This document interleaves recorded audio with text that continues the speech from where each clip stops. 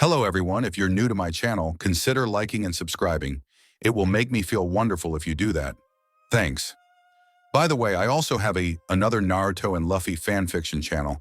If you are interested, link is in the description. Redemption Beast by Cosmos 10 Zoro had never considered that he would be anything more than a thug for the rest of his life, when a know-it-all kitsune suddenly decides he needs to learn some life lessons by turning him into a dog. It seems he'll never be able to break the curse until he meets Luffy, a lonely teen in need of his help. Will Luffy's friendship be enough to return Zoro to his human self? Huge shout-out to all the warlords of this channel. You know who you are. Want to stand among legends? Join the channel membership and show your support. Adios! Chapter 1. The Kitsune. It was one of those dry, windy nights when Zoro liked to stand outside on the hill above his apartment complex and watch the trees wiping back and forth while the moon shone brightly over the city. It was his favorite spot to just sit and meditate.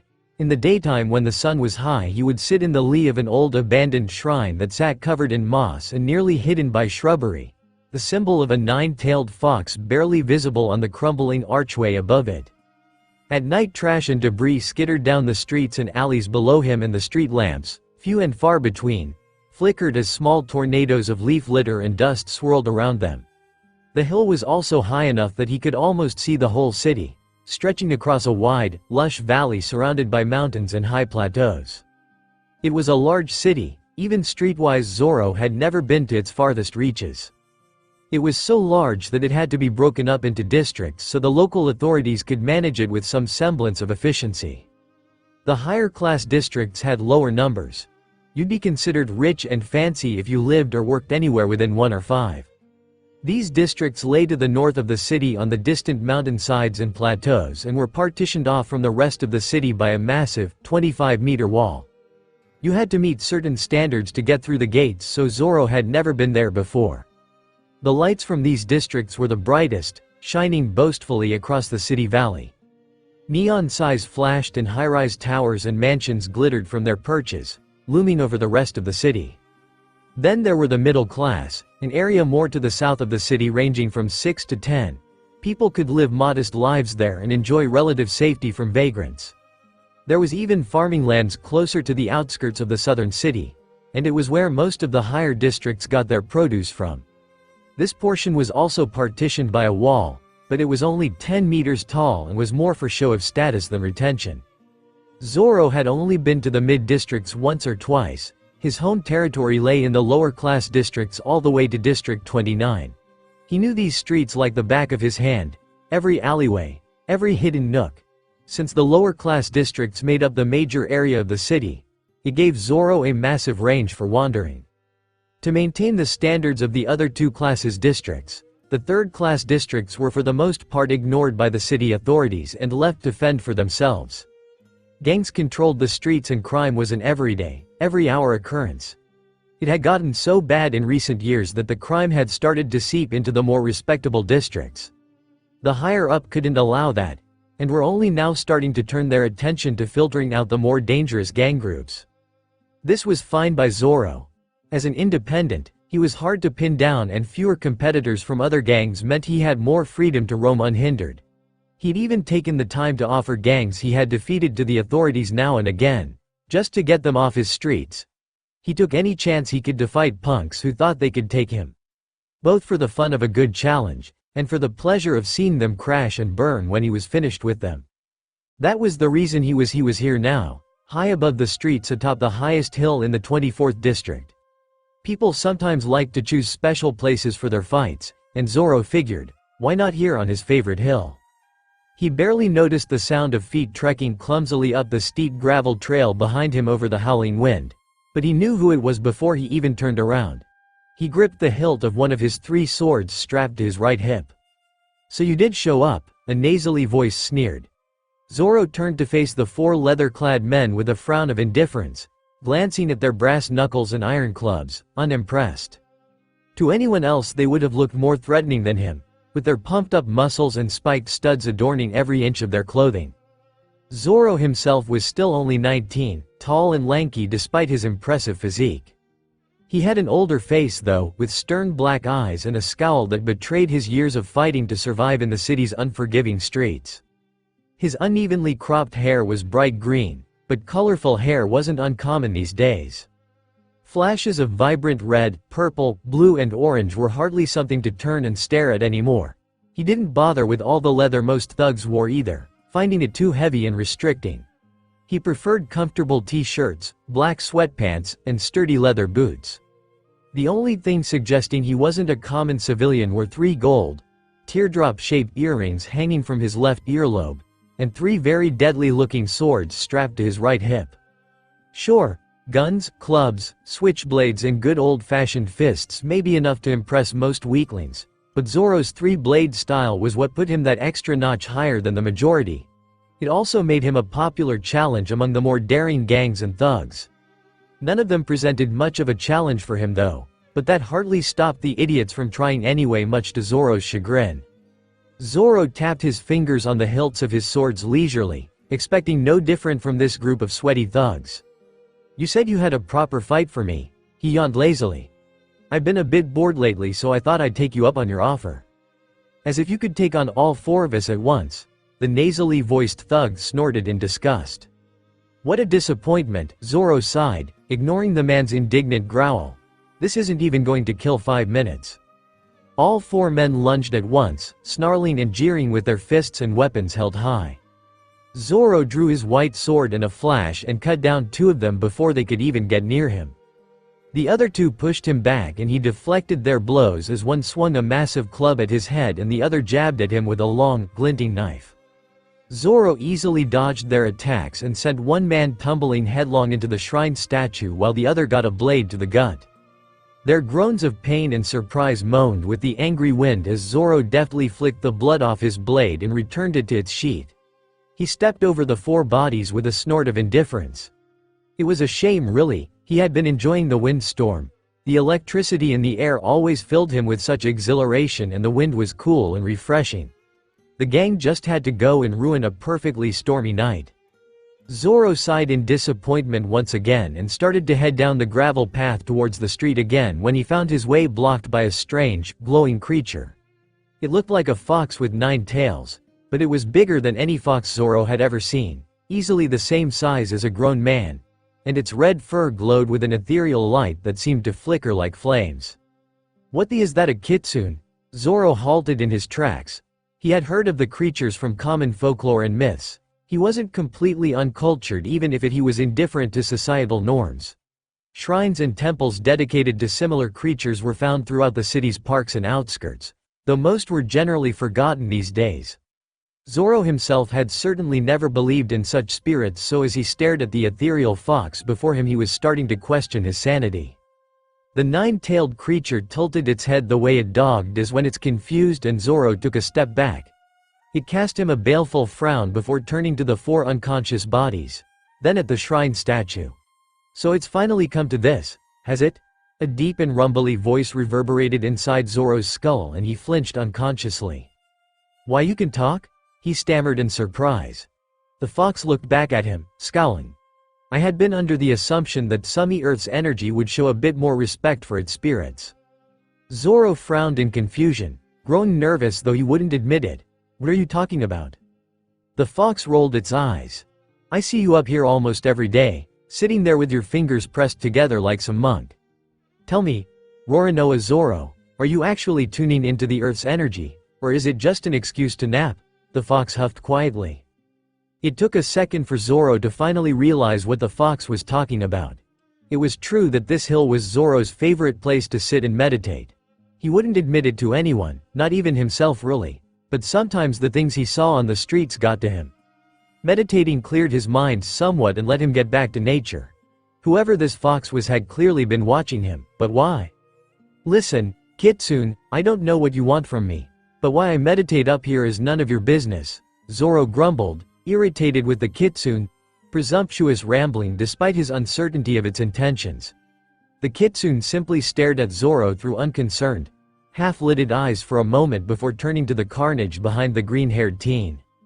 I suppose the fact that you not only destroyed my personal property but also left these clearly outclassed young men to die on my doorstep is also none of my business? Huh? Zoro turned and glanced at the four fallen men in confusion, finally realizing that the fox was referring to the shrine they had destroyed in their fight. You mean these punks? Zoro scoffed, only slightly guilty at the realization that he might have gone a bit overboard. They were the ones that asked me for a fight. It's not my fault they bit off more than they could chew. The fox did not seem convinced.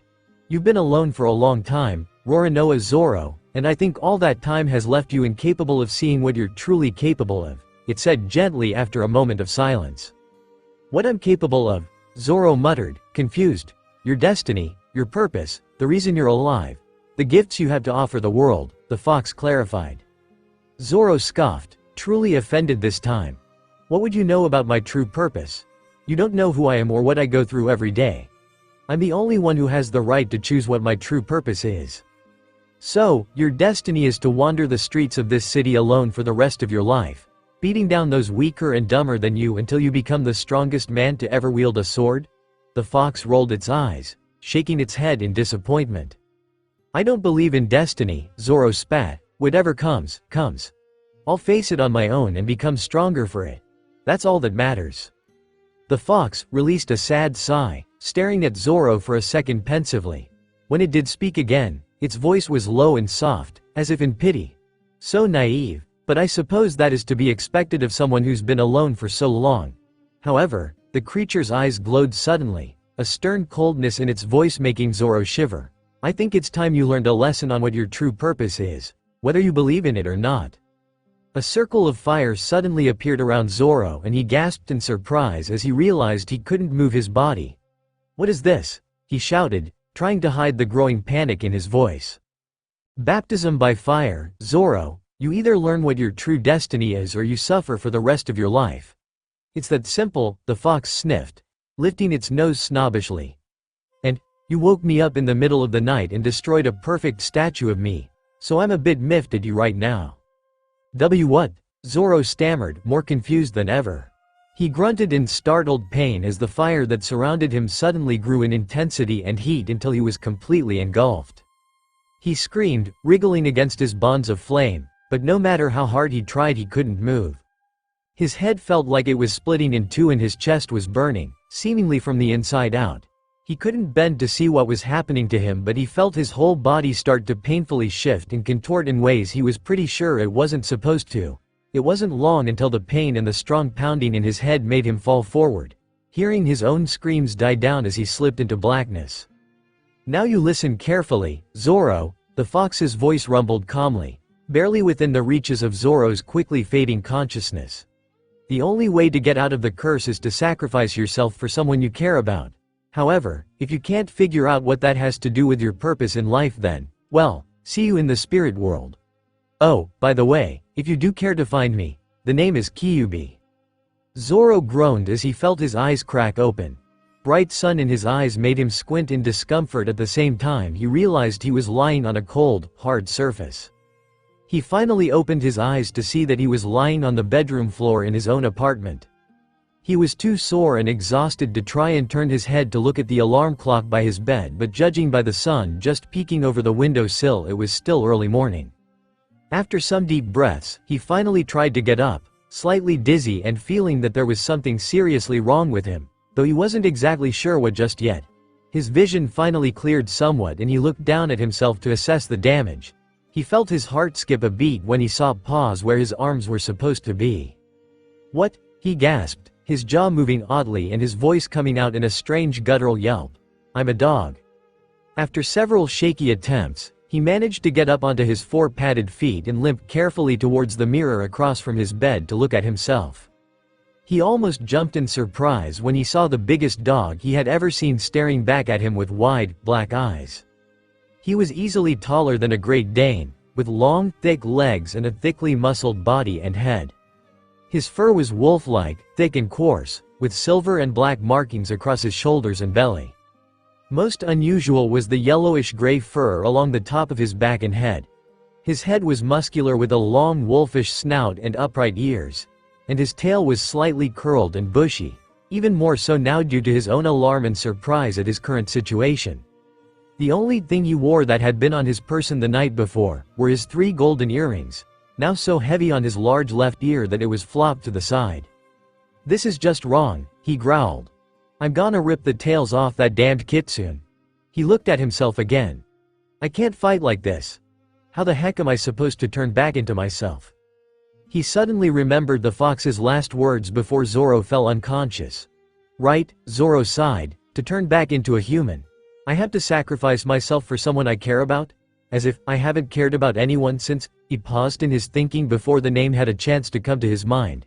With a growl, he shook his head and turned away from the reflection in the mirror, not wanting to see the creature he had become any longer. It was moments like these that he wanted to go find some pathetic, low-life street gang to harass and get his mind off things. Zoro suddenly realized he had no idea where his swords were. With a growl he turned circles, looking around the room for any sign of his precious weapons. 2 of them were prizes he had won off of opponents over the years. He could replace those easily if he could find someone with enough skill and practice to be worthy of the fight. The third, however, his white sword that he called Ichimonji, was irreplaceable, a gift from someone in his childhood, or rather, an inheritance. If that fox had somehow caused him to lose Ichimonji, it was in for a lot more trouble than a silly broken statue. Zoro's eyes only had to scan the room for a moment before he spotted his 3 swords, lying faithfully in their velvet-lined box on his dresser where he always put them. Zoro stood up and pressed his front paws against the dresser to idly, taking in their suddenly very strong but comfortingly familiar individual smells. They were fine, in perfect condition as always. The blood had even been cleaned off Ichimonji's blade after the fight the night before. Content that his swords were safe, Zoro got down off the dresser and began to inspect his new body's abilities. He hadn't realized until now, but all his senses seemed extremely heightened. He could hear the sounds of cars' doors slamming from blocks away, people talking in the streets below, and feet crunching on the gravel paths in the hills behind the apartments. He could smell things stronger too, the scent of cigarette smoke off the street, of chip crumbs under his bed, and stale coffee in the kitchen. His vision was different though. He wasn't completely colorblind the way people always say dogs are, but colors were muted and he struggled to differentiate reds and greens. He realized that the strange yellowish-gray color on his back and head was likely actually green when he saw that his normally green bedspread was a similar color. That wasn't surprising considering it had been his hair color as a human too. Zoro sat for what must have been at least an hour, taking in details he had never noticed about his own home. Not that it was much of a home. He had lived in this small one-roomed apartment for 4 years already, but he rarely spent any time in it aside from eating and sleeping. After a while, however, more pressing matters came to the forefront of his mind. What was he to do now? He couldn't go out into the streets looking like this. Not that anyone would recognize him, but he wasn't exactly harmless in appearance and he wasn't altogether comfortable with the idea of getting chased around by dog catchers and hostile gangs. He couldn't stay here forever, though. He had some food in his cupboards, and he might still have a bit of pizza left in his fridge, but that wouldn't last long, and it wasn't like he could cook up rice or oatmeal on the stove with his paws. He would have to leave to find food at some point. Then there was the issue of security. Gangs and thugs ran rampant in the streets these days and would think nothing of breaking into an unlocked apartment and stealing Zoro's things. Not that there was much to steal, but Zoro knew he at least had to hide his swords. They wouldn't do him any good as a dog anyway. Operating a lock and key wasn't exactly feasible with paws either, unfortunately, so Zoro knew that once he left his apartment unattended, there would be no going back, not until he got that fox to return him to normal anyway. That left only one option, Zoro realized. He had to go back to that shrine and get the fox to turn him back into a human. Sacrifice myself for a loved one? As if.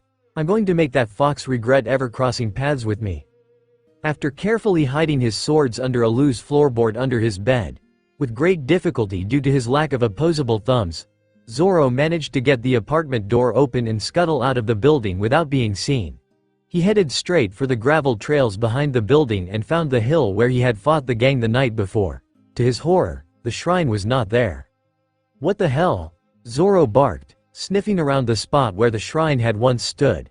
There wasn't even a trace of the stone pedestal and statue. Even the shrubbery that had surrounded it was gone as if it had never been. Zoro wondered briefly if it is the wrong hill, but he could smell the stench of the gang guy's blood in the grass where they had fallen the night before and knew he was definitely in the right place. Damn fox! Where are you? Zoro remembered the fox's final words just before he had blacked out. Kyuubi, show yourself Kyuubi, you mangy animal. Who are you calling a mangy animal? The same smooth, deep voice from the night before suddenly rumbled from behind him. Only this time the voice wasn't inside Zoro's mind.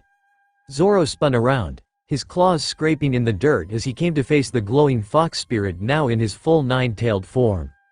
Zoro bared his teeth threateningly. Turn me back. I have already told you the conditions of the curse, so unless you want me to give you someone's number, I happen to know some very foxy ladies, I'm afraid I can't help you. Cut the crap, Zoro barked, lunging for the fox only to pass right through him.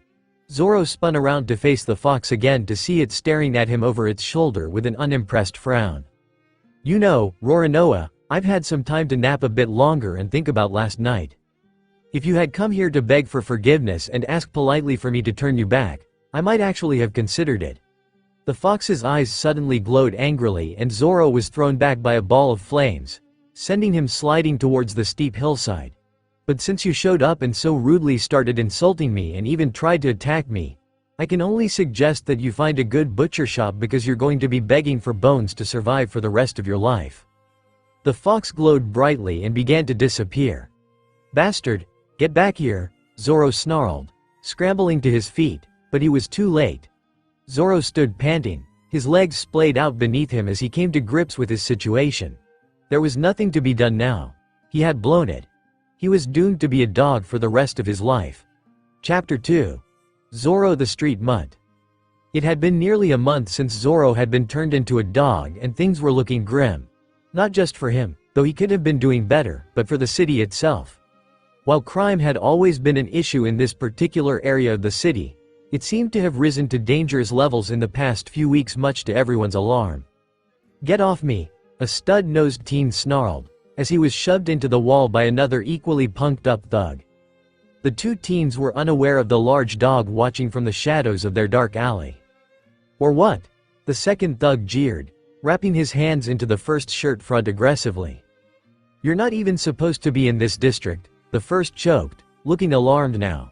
You haven't been allowed here since Roronoa Zoro kicked you out 5 months ago.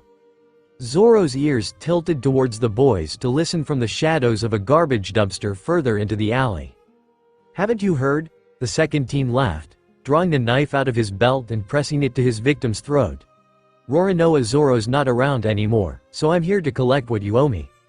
A low rumble resounded deep in Zoro's chest, reverberating down the narrow alleyway until the two boys turned in alarm. Zoro bounded out of the shadows, his white teeth flashing as he snatched the second teen's arm before either of them could react. The thug screamed, dropping his knife and sending his victim scrambling for cover as Zoro forced him onto his back, shaking the teen's arm in his jaws until he felt something snap. Satisfied that they had been well and truly scared out of their wits, Zoro leapt back and allowed the two teens to stumble mindlessly out of the alley, snapping at their heels for good measure. The teens disappeared into the light of the street beyond and Zoro lost sight of them, but he didn't care. That was the last time either of them would dare suggest that Roronoa Zoro wasn't around to defend his turf anymore, he was sure. Zoro sighed despite his satisfaction, however, aware of the fact that there was no way they would assume he, a dog, had anything to do with Roronoa Zoro the demon swordsman. It felt good to sink his teeth into something though. Zoro had been itching for a fight. He had been wandering the streets ever since his failed attempt to get the fox to change him back. As expected, he had returned to his apartment to find it completely ransacked. His swords were safe though, so Zoro took to the streets. It had been a struggle just getting used to how his new body worked at first. All the sights and smells and even the vibrations in the air tickling his whiskers were disorienting and strange even though he'd lived in these streets since childhood. He hadn't had much trouble keeping aggressors away. Most were too scared to go near him, and the few people that tried to harass him were easy enough to overpower. Zoro was pleased at how strong he was despite his new body. With his jaws alone he found he could easily snap someone's neck with a strong bite and a quick jerk if he needed to. He missed his swords desperately, but his teeth were a decent replacement. Shelter was relatively easy to find under eaves and bushes, so that wasn't Zoro's most pressing concern living on the streets. What he really lacked was food. Good food was rare enough in this part of the city, but finding edible food to scavenge off the streets was even harder. Zoro wasn't above stealing food from shops and inattentive civilians if it came to it, but he still struggled to find enough.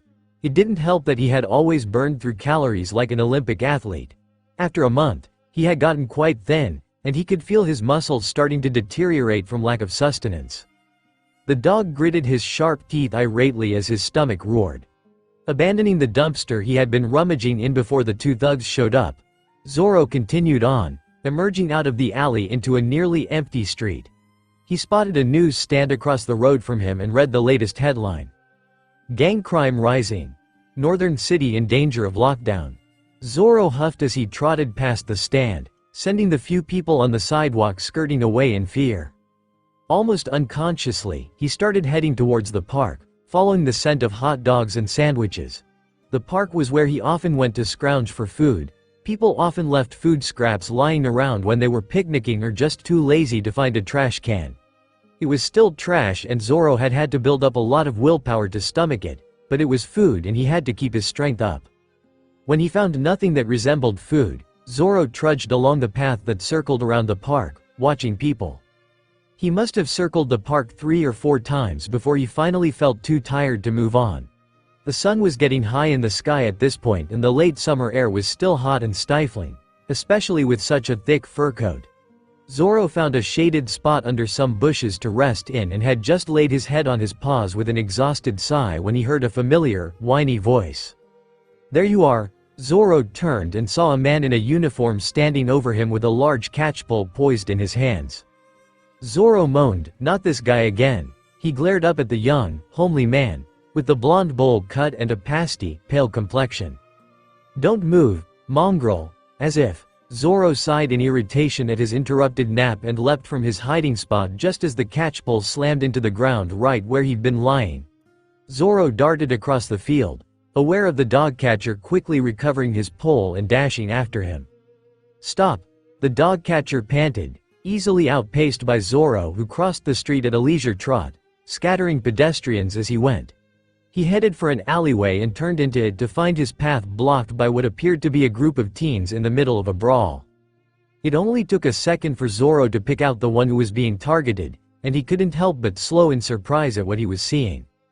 Amidst the group of 5 or 6 brawny guys with spiked-up hair and studded leather jackets, was a scrawny boy. Despite the older boy's larger size, the kid was holding his own with impressive punches and acrobatic maneuvers, twisting out of the way of punches and leaping over heads as if he was made of rubber. As they struggled to restrain the Weasley kid, the older teens were also passing a battered straw hat around, trying to keep it out of the boy's reach. This seemed to anger the boy more and more as he continued to thrash and punch his way after the hat.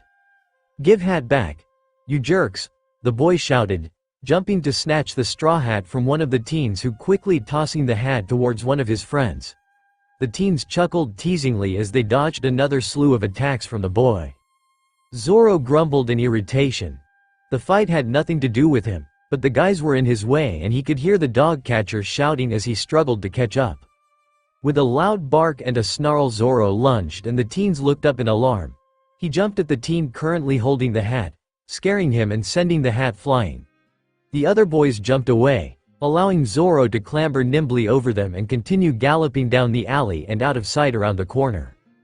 Zoro could hear the teens still screaming as he dashed down the street, but when a quick glance didn't reveal the dog catcher chasing after him, he slowed to a steady trot and turned down a nearby alley. Having successfully escaped at last, Zoro finally slowed to a walk and found a dark corner between 2 trash bins to rest in. He laid down with a FWUMP, ignoring the gnawing aches in his stomach as he closed his eyes. Once again, his nap was almost immediately interrupted as Zoro heard someone approaching quietly from the alley entrance. "There you are," a familiar voice called out. Zoro opened one eye and saw the young teen who the gang of boys were teasing earlier, his precious straw hat now safe on his head. Zoro lifted his head as he finally got his face. He had black tousled hair, wide dark brown eyes, a small scar under his left eye, and a lithe body. Earlier, Zoro had thought he seemed like he could be maybe 13 or 14 due to his boyish face and size, but now that he got a good look at him he could have passed for 16 or 17. For a moment, Zoro thought he looked familiar, as if he had seen him somewhere before today, perhaps around town, though he didn't look like any of the usual gang kids that hung out around these streets. The young teen stepped towards the resting dog and Zoro tensed, unsure of his intentions. "Take it easy," the kid chuckled, lifting his hands in surrender. "I just want to thank you for what you did back there." He sat down and pulled his blue backpack forward, dug inside it for a moment and finally drew out what looked like a ham sandwich. "I was saving this for later, but you deserve it." He unwrapped the plastic wrapper, set the sandwich down in front of the dog, and got up to leave. "Take care, buddy," he said as he left, seeming to pause for a moment to look both ways so that he wasn't seen before retreating out into the streets once more. Zoro's mouth watered as the scent of the sandwich filled his sensitive nostrils. It was strange to think that after all this time he'd be saved from starvation by some random guy he had no intention of helping. He didn't dwell on it long as he chowed down on the sandwich.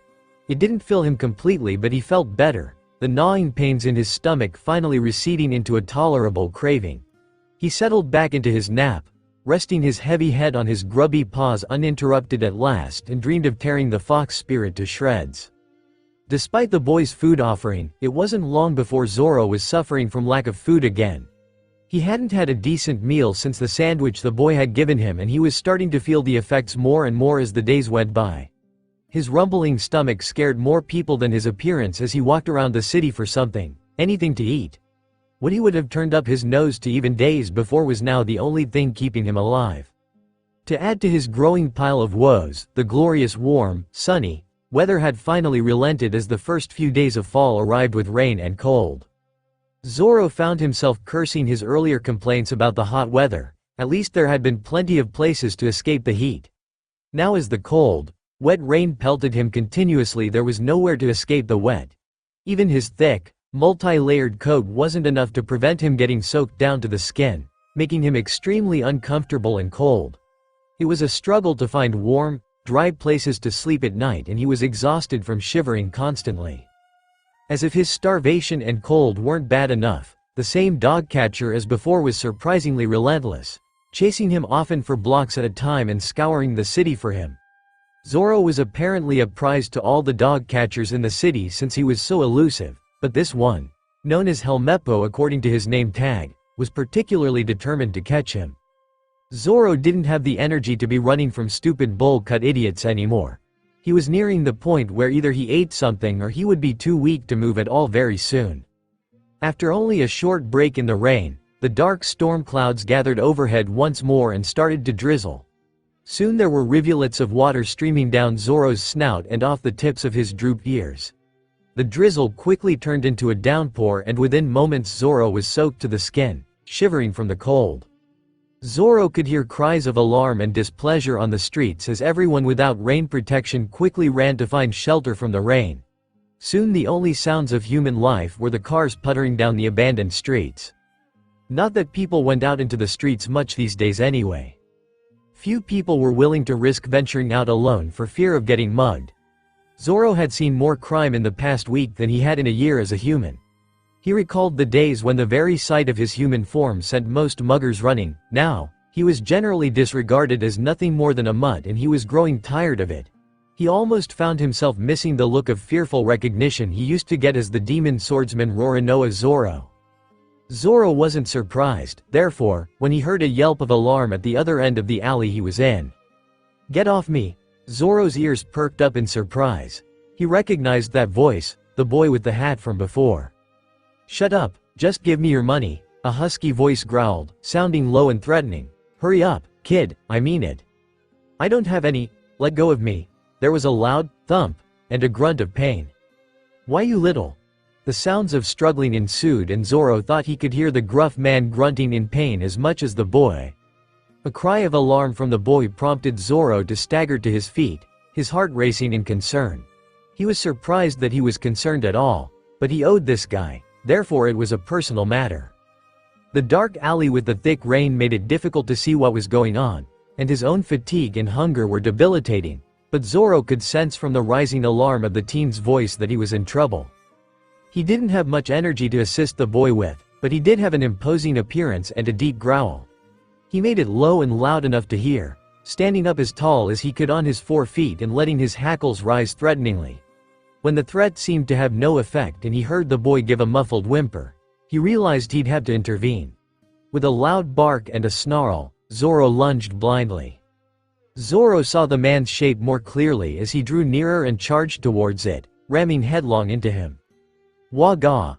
The man shouted in alarm and immediately released his hold on the boy's throat, turning his attention to the monster dog instead. Zoro saw the glint of a knife out of the corner of his eye and he snapped with his teeth, gripping the man's knife arm tightly in his jaws while slamming the man to the ground with his body weight. The man managed to wriggle out from underneath Zoro and he quickly gave him a jab in the ribs with the hilt of his knife, causing Zoro to yelp involuntarily. Zoro twisted as well and felt his teeth sink into the man's shoulder. The man shouted in pain and fear and jabbed Zoro in the ribs with his elbows a couple more times, making Zoro whimper with each blow. But he refused to release his hold until the man finally managed to twist free and took off, screaming about demon dogs and clutching his torn arm and shoulder. With the danger gone, Zoro finally collapsed, willing the strong taste of bile in the back of his throat to go down and feeling his stomach roll angrily at the abuse it had just endured. He knew it had been his last burst of strength. He wouldn't be able to get up again after this.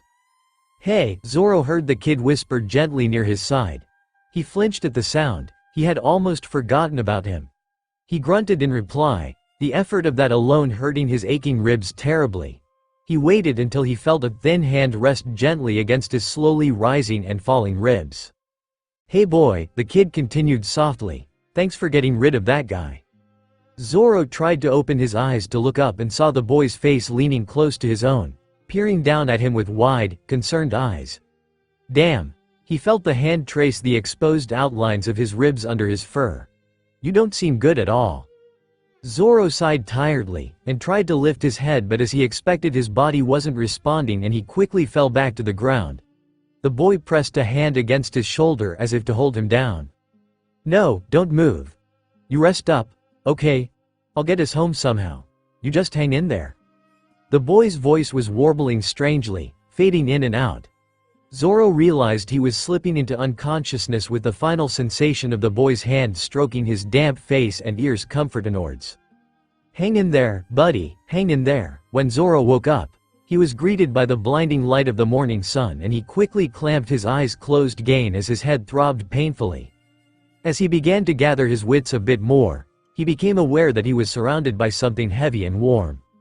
He blinked a few times, his eyes slowly adjusting to the light until he was able to see that he was lying on a futon in a sparsely furnished bedroom. He tried to get up, realizing that he had been carefully tucked into a tightly wrapped blanket so that he could barely move.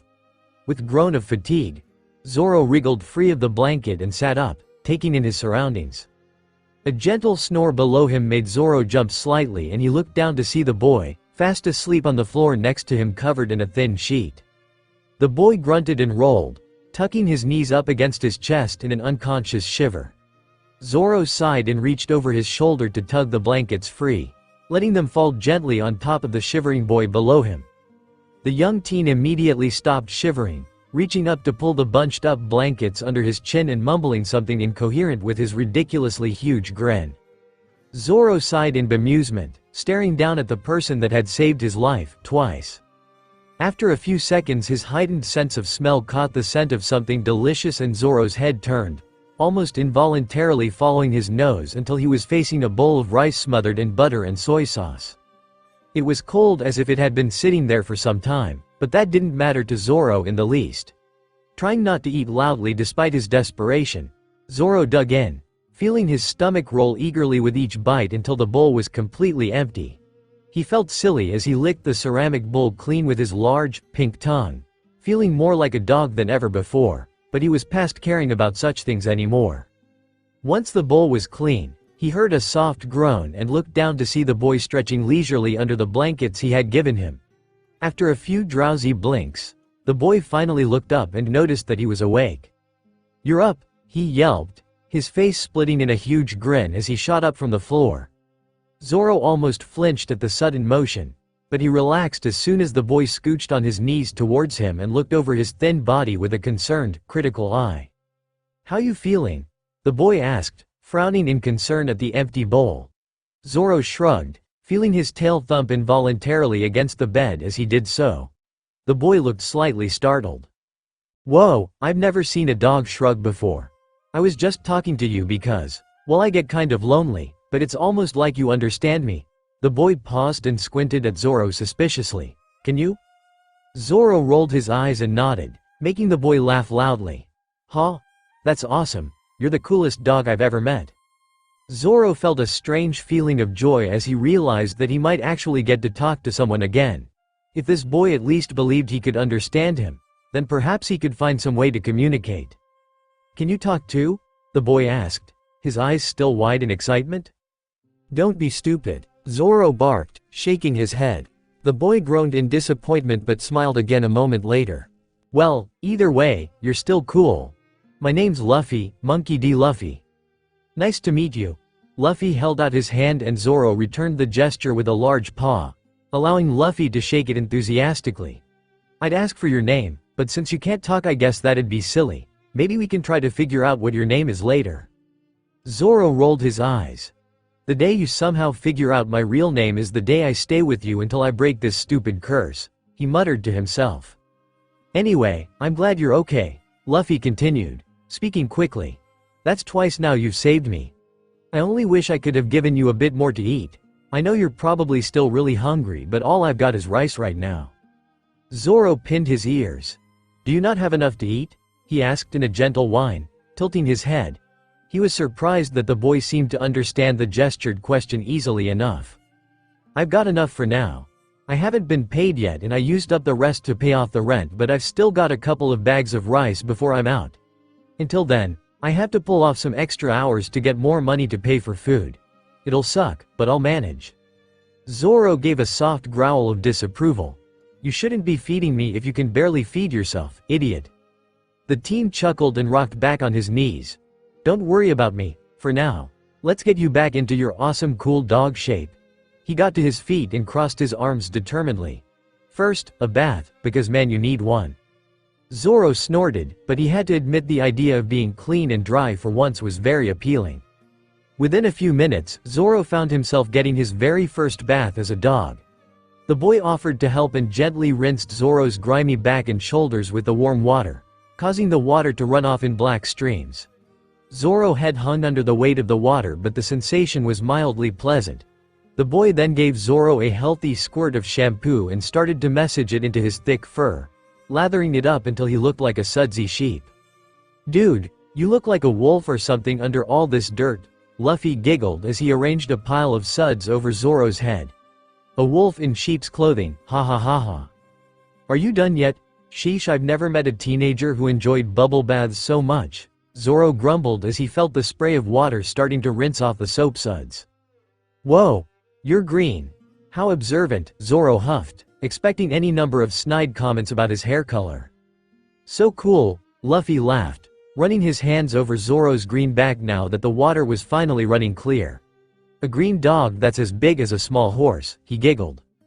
Zoro didn't appreciate being referred to as a small horse, and he cast the boy an unimpressed glare, which only made Luffy laugh harder at the large dog's rather soggy frown. Once he was finally clean, Zoro hopped out of the tub and let himself be rubbed dry with a thin towel, making his fur fluff up comically. Luffy laughed unashamedly at him until Zoro managed to shake his fur to a decent volume once again, when Luffy suddenly let out a gasp of alarm. "Shoot! I'm late for school." He ran out of the bathroom, followed at a respectful distance by Zoro. Luffy dashed around the room, grabbing books off of chairs and stuffing them into his blue backpack so that paper scrunched up carelessly. Luffy skidded to a stop with one sandal on and the other still clutched in his hand, seeming to suddenly remember that Zoro was there. "You can, stay here if you want. Or go, if you don't. I'm fine with whatever. I mean, I'm happy for you to stay if you want to, but if you don't I understand." Zoro pinned his ears thoughtfully, considering his options. He wasn't inclined to cause the boy any more inconvenience than he already had. Apparently Luffy could barely feed himself as it was without having to feed Zoro too. Staying for a short time, however, would at least give him a chance to regain a bit of his strength.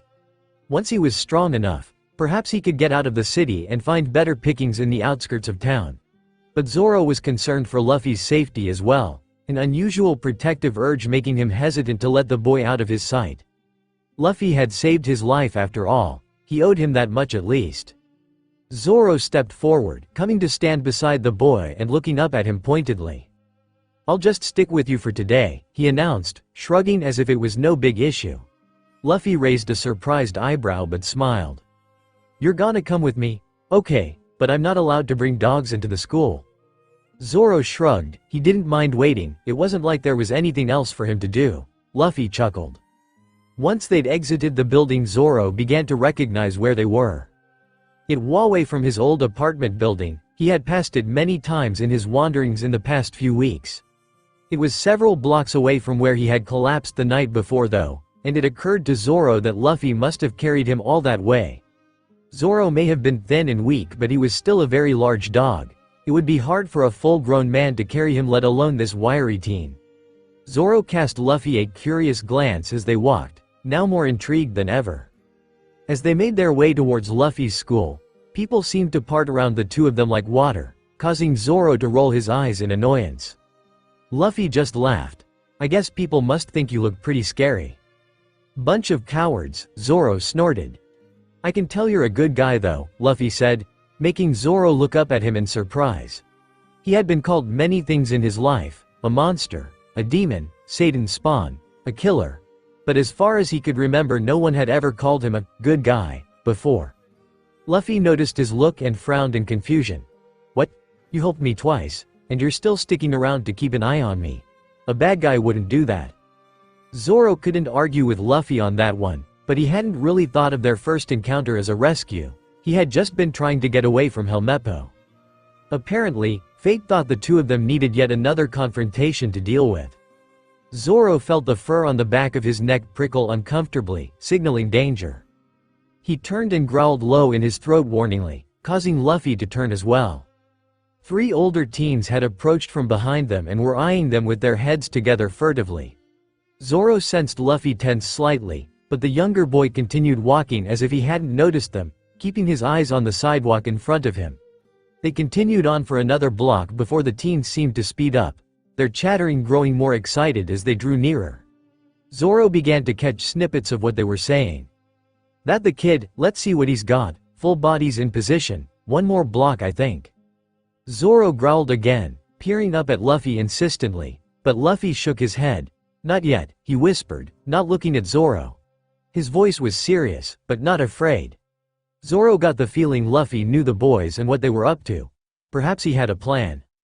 Just as the teens had said, within another block another burly-looking punk with pink hair and bolt-studded iron knuckles was leaning against a fence ahead of them, smoking. He seemed leisurely enough, but it was obvious that he was waiting, apparently for Luffy. Well, if it isn't Little Monkey D," the pink-haired teen drawled, puffing out his drag in a huffed breath. Luffy halted and Zoro's hackles raised as the three guys behind them fanned out, blocking them in. "Off to your little monkey school to learn about monkey things with your bananas and fleas?" Pink-haired teen snickered. The three others laughed and made monkey noises behind them, hopping and scratching like idiots. Zoro pinned his ears and waited for Luffy to respond. "Who the heck are these punks anyway?" he asked in a deep rumbling whine, and his ears flicked from one thug to the other warily. He was pretty sure he could take them on now that he had them all in his sights. But he hadn't regained his strength completely after only one meal, and he wasn't looking forward to a fight this early in the morning. Again though, Luffy seemed unconcerned, simply frowning at the thug leader as if he was just someone annoying blocking his way. "I wonder if the little monkey's got any bananas in his pack?" One of the thugs snickered, earning chuckles from his buddies. "Yeah, let's take a look," pink-haired thug agreed, stepping forward. He swung his arm upwards, seemingly meaning to knock Luffy's hat off his head teasingly before he mugged him. But even Zoro jumped in surprise when Luffy's hand shot up and snatched the thug's wrist. He yanked the wrist downward, making the teen lean forward in surprise and, in the same motion, Luffy thrust his own elbow up into the guy's face. There was a crack and the thug reeled back, blood spurting out of his nose, cursing loudly. "You bastard!" The thug right behind Luffy roared and sprang at Luffy, his arm winding back to throw a heavy punch. Luffy sidestepped, knocking the thug who was blocking his escape into the street aside with his other elbow. The thug who had lunged stumbled past him, unable to stop in time from all his momentum. Zoro jumped to the side to avoid being fallen on and watched in fascination as Luffy drew back his own fist and punched the tumbled teen in the face, grounding him for good. By now the other three had gathered their bearings and attacked all together, swearing and growling. Luffy punched two of them with twin fists, but the third managed to dodge around and aimed for Luffy's head. Zoro chose that moment to intervene, spotting the attack before Luffy could dodge or block. He rushed under the teen's legs, knocking them out from under him and sending him crashing to the ground. Zoro twisted around and grabbed the guy's shoulder in his jaws. If he shook his head hard enough, he could dislocate the shoulder, but something about the way Luffy was fighting made him hesitate. The three other thugs were already unconscious on the ground, beaten yes, bruised very, but not seriously injured. From what Zoro had seen, Luffy was strong enough to take the fight further and rid himself of 4 more thugs to worry about, but he wasn't. The final guy clenched and Zoro's jaws screamed in pain as Zoro increased the pressure, clawing desperately at Zoro's face to be released. Zoro gave the shoulder a rough, but considerably less deadly, shake and released him, snapping near his ear with a vicious snarl and a deafening bark for good measure as the teen scrambled to get away, tripping over himself as he abandoned his friends and disappeared around the corner. Luffy and Zoro looked at each other with the same expressions of fatigued fascination. "That was incredible," Zoro marveled, barking earnestly though his panting. "You took that guy out in an instant," Luffy laughed, his face beaming in admiration as he leaned against his knees. "He would have had me for sure if you hadn't been there." They looked down at the 3 unconscious attackers and grinned smugly. With a jerk of his head, Luffy stepped over them and continued while Zoro followed close behind. "I had no idea you could fight like that," Zoro barked, looking up at Luffy as he trotted along beside him. Luffy grinned. "I've seen those guys before. That was Pete Full Body and his goons. People like them like to pick fight with me all the time to get back at my brother, but I'm actually super strong, so I don't really mind, unless they get a hold of my hat." Luffy raised a hand and pressed the straw hat further onto his head as if assuring himself that it was still there. "Risking your life over a hat, you're even crazier than I first thought," Zoro snorted, shaking his head with a doggish chuckle. He was surprisingly glad though, to see that Luffy wasn't as helpless as he had initially thought. The kid had a target on his back for some reason though, and that was reason enough to be concerned. "Well, we're here," Luffy finally said as they came to a wrought iron fence surrounding a slightly dingy cement schoolyard in front of an old brick building. Zoro knew this school well. He had gone here himself when he was younger before he had dropped out. He was surprised to find himself wondering how his life might have been different if he had stayed in school. Luffy was a bit younger than him, but maybe they could have known each other somehow if he had stayed. "The first bell's already gone," Luffy said, jumping nimbly over the fence. "If I don't see you when school's out, thanks for walking me here at least." Zoro huffed and sat down, indicating that he wasn't going anywhere, and Luffy chuckled as he finally dashed across the schoolyard and entered the building. Zoro waited outside the fences against the overgrown hedges that grew along the street either side of the school. Some people walked past him without even noticing him. Others skittered away from him with looks of alarm, crossing the street or not passing at all. Zoro paid them no mind. He was busy thinking. He'd had a lot of time to think in the past few months, but it had always been bitter, angry thoughts. He had thought he had a lot of people to be angry with. The fox for one, he had dreamt of shredding to bits right from the get-go. The crimes he had seen as a dog also disturbed him, more than he had expected. Everything seemed so much clearer as a dog for some reason, so much harder to ignore. Perhaps because he could practically smell the fear dripping off of every passerby, the anxiety that plagued the streets, often because of him. Was he really so hated? No, he realized, Luffy had called him a good guy. That wasn't much to base an opinion of himself on. Luffy was only a naive child who didn't know the horrible things Zoro had done in his past or the horrible things that had been done to him. The thought was one of the first positive thoughts Zoro had had since becoming a dog though, and that was surprisingly comforting. Before he knew it, the school lunch bell sounded and kids started to stream out of the building, kicking balls and tussling on the damp pavement. Zoro tried not to look as if he was looking for Luffy, but he turned his head to stare at the school door, watching for that messy black mop of a head to appear in the stream of high schoolers. He smelled him before he saw him, so he didn't jump when he heard the familiar cheerful greeting. "You're still here? Have you just been sitting there this whole time?" Luffy leaned over the fence and chuckled at him, his face beaming. Zoro huffed and turned away. He would have blushed if he was able, but luckily his furry face prevented Luffy from seeing it. Luffy looked like he was about to say something more when Zoro spotted a strange man approaching down the sidewalk towards them. He was a tall, lanky, young man, possibly around Zoro's age in his late teens, with golden blonde hair that hung over one eye and an oddly curled eyebrow above the other.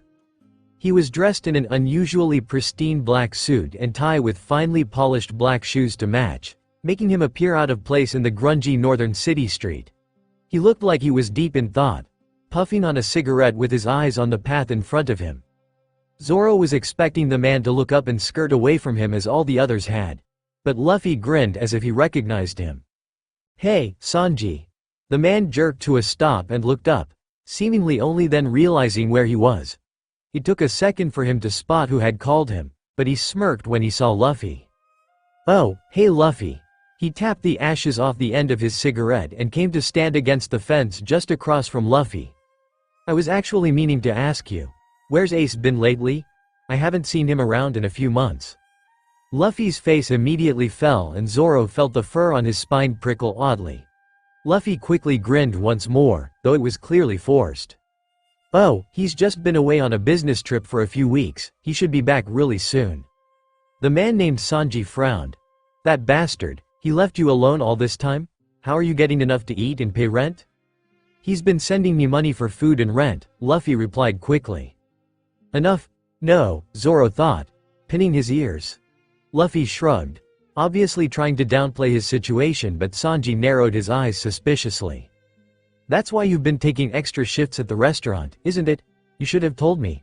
I would have made sure to set more of the leftovers aside for you to take home." "I'm fine, really." Luffy smiled, leaning back from the fence and rocking playfully. "Besides, at least I'm not alone anymore. I've got a new housemate, for now anyways." He gestured towards Zoro with his head, finally drawing the blonde man's attention to the massive dog. Sanji's eyes went wide and he yelped in alarm, grabbing the fence and leaping over it stand beside Luffy on the other side. "What the heck is that thing?" "I'm watching him, for a friend," Luffy explained, giggling at Sanji's reaction. "It looks like a mutated horse." "Look who's talking, you mutant dartboard," Zoro growled, making the blonde man jump. "Don't be rude Sanji, he can understand you, you know," Luffy said patiently as if he was talking to a child. "Yeah sure, and I'm sure it can tap dance and sing karaoke as well," Sanji scoffed. "How about I rip your throat out? Would that impress you?" Zoro got to his feet to show this Sanji character just how big he actually was. Luffy just laughed and waved at Zoro to calm down. Zoro reluctantly complied but scowled at Sanji just the same. "Don't worry about him, he's not a bad guy," Luffy assured Zoro, patting Sanji's shoulder in a chummy gesture. "This here's my brother's friend, Sanji Vinsmoke, but people around here call him the Blackleg." Zoro's hackles lifted immediately at the mention of that name. It wasn't just street dwellers who knew the Vinsmokes. Everyone knew they were the biggest crime family in the country.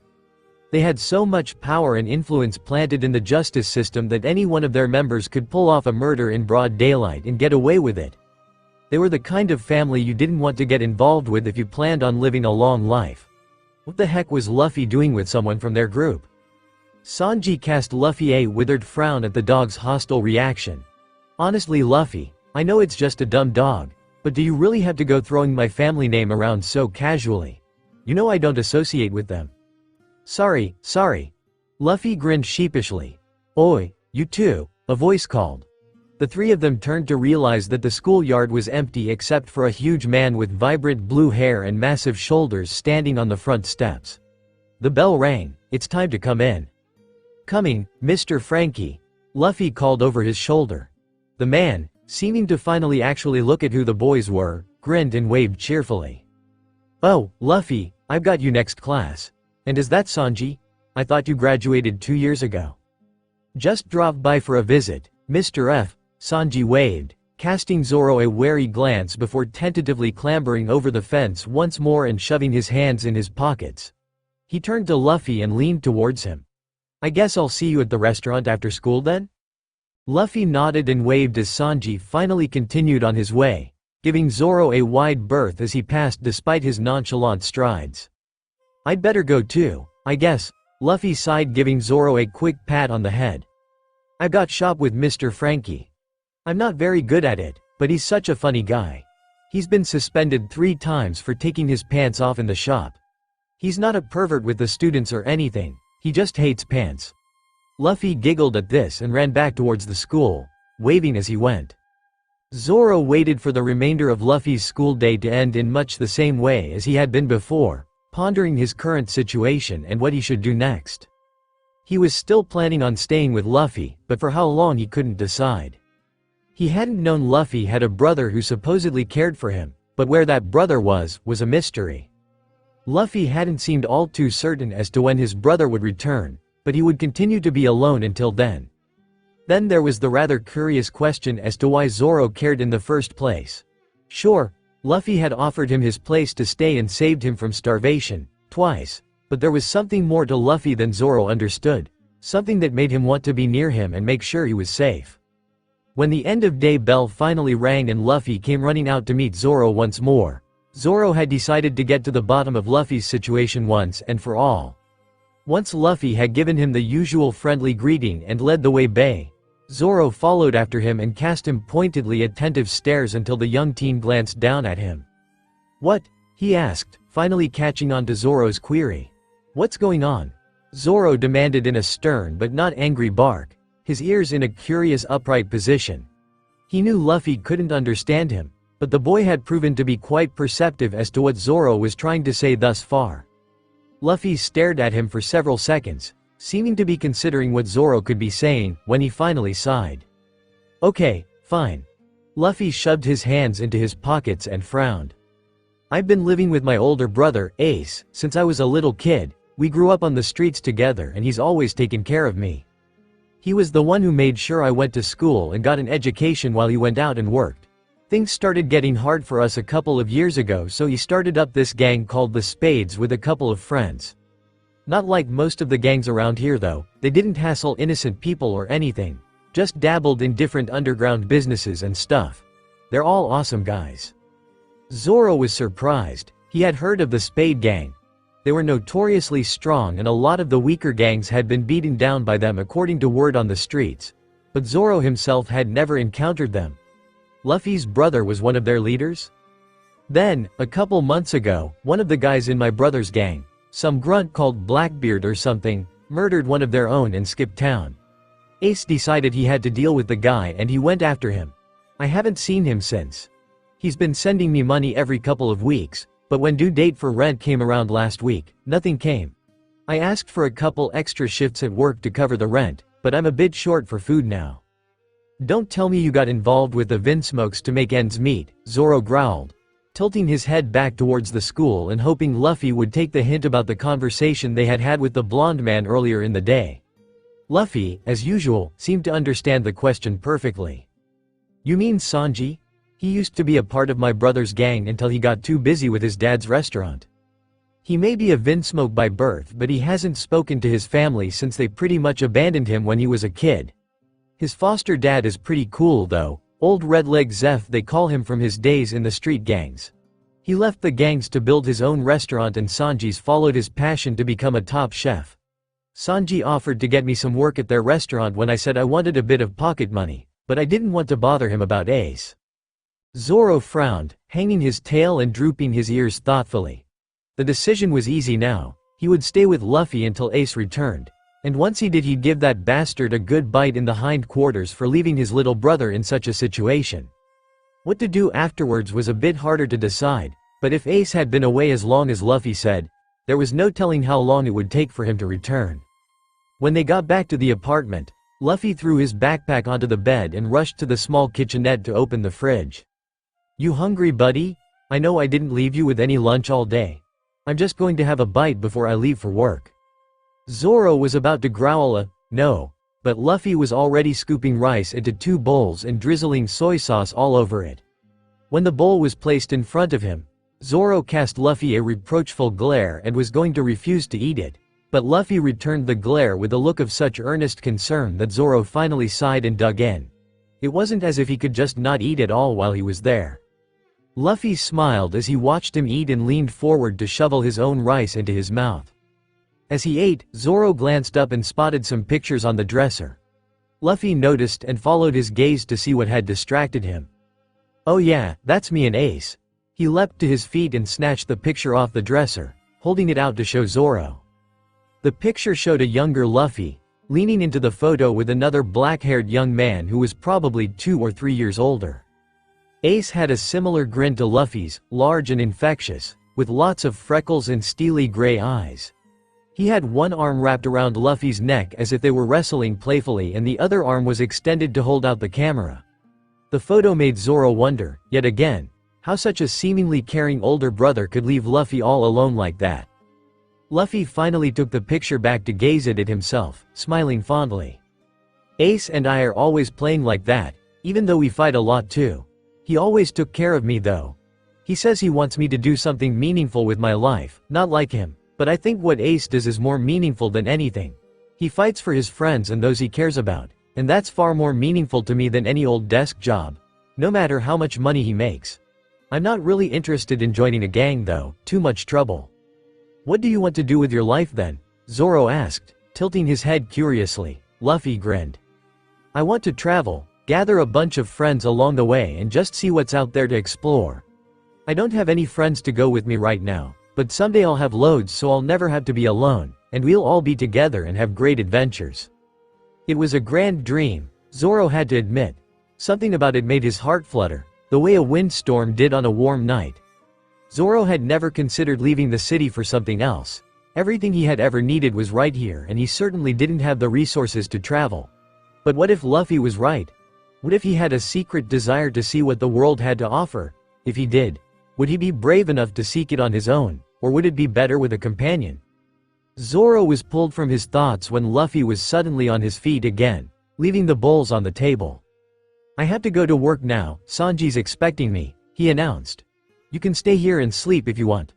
Honestly, I'll be safe there. No one would dare bother Red Leg Zeph's restaurant." As if, Zoro snorted, getting to his feet. "Even if you say the Vinsmokes aren't involved. The streets are crawling with gang maggots these days. I'm not letting you walk in the dark alone." Luffy shrugged, getting the message. "Okay, do what you want." He grinned despite his words and led the way out of the apartment. Luffy led Zoro down a dark alley adjacent to his apartment building and up the back street. Zoro was quite familiar with the street for the gangs that frequently met there. He kept his ears and eyes open at all times while Luffy seemed to be pleasantly oblivious, strolling casually and kicking at cans as he walked.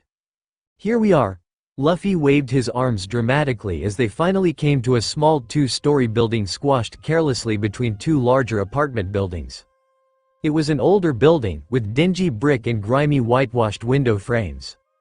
There were alleys on either side of it, but they were barely wide enough for someone to walk through without their shoulders touching the wall on both sides. There was a small, carefully swept, tiled patio at the front with 4 round tables and wrought iron chairs. Flower boxes had been planted at each corner of the patio and in window boxes under each window. Finally, above the door was a stone arch with the restaurant's name, the Baratia, carved into the stone in large old-fashioned lettering. It was an altogether old but quaint-looking building, and Zoro had the feeling it was equally as old and quaint inside. Luffy led Zoro down the side alley to their left where there was a narrow door leading into the back kitchen. They snuck through the kitchen, avoiding the attention of 2 rather surly-looking cooks as they busily worked at the stoves. As Luffy ducked into a side room, Zoro squeezed in behind him and found himself inside what'll dressing storage room with a row of 3 small lockers and cleaning supplies stacked in the corner. Luffy quickly changed into his uniform, which was a white dress shirt and black pants with a dark purple vest and lighter purple tie. It was far too formal for Luffy, But Zoro had to admit the kid could clean up nice when he had to, even if his shirt was a bit wrinkled and his tie was crooked. "Luffy? Is that you?" Sanji's voice called from the kitchen, getting nearer. "Oh," Luffy muttered, clasping his hands behind his back guiltily as Sanji finally burst into the room. "Get out here, man, we're short on waiters, and what the heck did you bring him here for?" Sanji exclaimed when he noticed Zoro sitting behind Luffy. Luffy shrugged. "I gave him a choice to stay at my place or come with me." "It's a dog, Luffy, not your house guest. Just lock the door and leave it at home. You can't bring a dog into a high-class restaurant like this." "High class?" Zoro snorted, looking around at the crumbling paint on the walls and the rusted door hinges. "You got delusions of grandeur if you think this dump would be considered high class, curly boy. But he's really smart. See, he's behaving. Patty and Carne didn't even notice him, he's so quiet." Sanji groaned and rubbed his temples in exasperation. Fine, the old man's going to have a kitten if he finds out, but keep that disgusting mutt in here." Zoro glared and growled in his throat. "You don't have to be so rude, Sanji. He can understand you, remember?" "Whatever. You want a piece of me? You damn dart bro," Zoro barked. Making Sanji jump slightly, Sanji shushed him desperately. "Shut up or I really will kick you out, you stupid mutt. Just stay here and be quiet." Sanji continued to glare at Zoro as he backed out of the room and closed the door behind him. "I'd better get to work," Luffy sighed, turning to Zoro. "Will you be okay in here by yourself? Won't you get bored?" "Quit worrying about me, I can handle a few hours in here," Zoro insisted, rolling his eyes and nudging Luffy towards the door. Luffy looked like he wanted to protest further, but an angry call from Sanji made him sigh in resignation and he hurried out, leaving the door open behind him. Zoro took up a comfortable position on the floor where he could see the serving floor from the open doorway through the kitchen. Only a small section of the room was in view, but he still caught glimpses of Luffy dashing back and forth with trays of food and drinks for various tables. After a while, he finally allowed his eyes to close and he fell asleep with the sounds of a busy kitchen in the background. A couple hours went by before Luffy came back with 2 doggy bags filled with boxes of delicious-smelling food, rousing Zoro from his sleep. "Hey, we're in luck," Sanji said. "I could choose some leftovers to take home."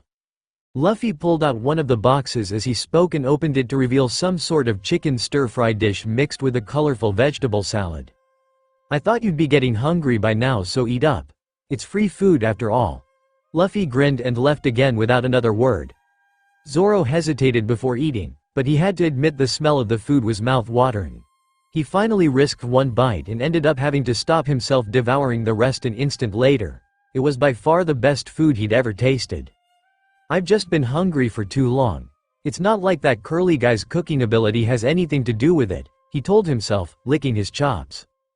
After 2 days with Luffy, Zoro was beginning to get used to having the boys' company, and though he'd never admit it out loud, he was secretly enjoying it.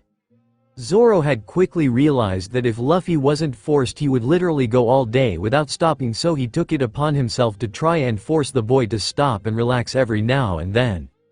It was obvious that Luffy was pressed for money and so he wanted to work, and he got antsy when he had to sit idly for too long, so Zoro gave him things to do. The two of them went for walks together through the park, and played board games before bed to pass the time. They were simple activities, but it seemed to make a big difference to Luffy. Zoro was regaining his strength as well. It would take a lot longer than 2 days to reach his original weight and strength. But 2 days of eating more and sleeping deeper than he had in 3 months altogether had worked wonders. Zoro was feeling his old confidence returning, and he knew it was only because of Luffy. Luffy took shifts at the restaurant every night despite Sanji's misgivings. Zoro wasn't too happy with how hard Luffy was pushing himself either, but it wasn't like he could stop him, so he opted to following Luffy to and from work to keep an eye on him.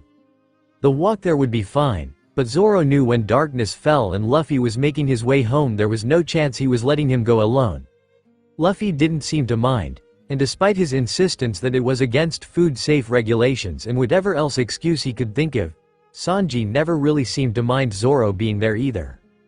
That afternoon, Zoro was returning to Luffy's school to wait for him to be dismissed. He had decided to spend his time waiting for Luffy patrolling his old routes rather than just sitting idly by the fence for hours. He may be a dog, but that didn't mean he didn't care about what happened on his turf. He was approaching the wrought iron fence that surrounded the school when he spotted a familiar blonde figure walking towards him from the opposite end of the schoolyard. Sanji was staring at the sidewalk as he walked and didn't seem to notice Zoro until he was almost on top of him. With a small grunt of surprise, however, he halted and even muttered a startled apology before realizing who he had almost bumped into. "Oh, it's you," Sanji scoffed, glaring down at Zoro indignantly. Zoro grunted uncaringly and stepped to the side to walk around the irritating chef, not in the mood for any of his dumb dog jokes. But Sanji kept his eyes trained on the green-haired dog as if he wanted to say something. Zoro had already retreated several strides before he heard Sanji mutter a hesitant cough and turned back to glance at him questioningly. Sanji's eyes widened slightly as if he hadn't expected Zoro to respond. Zoro frowned. He had never seen Sanji act so uncertain before. "Got something to say, curly brow?" Zoro sneered. Amused by the other team's discomfort. Sanji obviously didn't understand him, but he could tell that Zoro was saying something because he quickly shifted his expression to a glare. "Shut up, will ya? I just have a question," Sanji grumbled, leaning against the wrought iron fence and fidgeting with his tie. Even with his color blindness, Zoro could see the blonde's face turning bright pink. Sanji turned away and glanced up and down the street over his shoulder as if scared someone might see him. "I can't believe I'm doing this," he muttered under his breath before he turned to Zoro again, frowning determinedly. "So, Luffy says you can understand speech, right?" Zoro considered playing dumb just to tick him off. The chef was clearly uncomfortable with the thought of looking like a fool trying to talk to a dog. He thought better of it though, realizing there would be a lot more opportunities to tease the chef later if he knew he could understand him. So, with a nod, Zoro confirmed Sanji's question, making the blonde gasp in disbelief.